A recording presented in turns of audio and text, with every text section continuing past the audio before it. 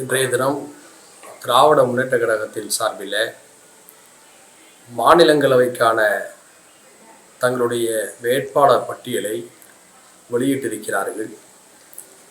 4 இடங்களுக்கான வெற்றி வாய்ப்புகள் இருக்கும் நிலையில் ஒரு இடத்தை கூட்டணி கட்சியான மக்கள் நீதி மையத்துக்கு ஒதுக்கிவிட்டு மீதி 3 இடங்களில் சமூக நீதியை நிலைநாட்டும் வகையில் 3 வேட்பாளர்களுக்கு வாய்ப்புகளை தந்திருக்கிறார்கள்.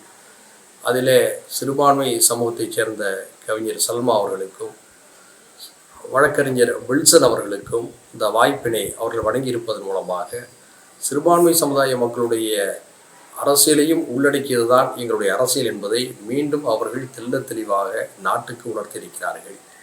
சமூக நீதியின் அடிப்படையில் 3 சமூகத்தவர்களுக்கும் மாநிலங்களவை தேர்தலிலே வாய்ப்புகள் வழங்கியிருப்பது மூலம் திராவிட முன்னேற்ற கழகத்துடைய சமூக நீதி பார்வை தெளிவாக இருக்கிறது.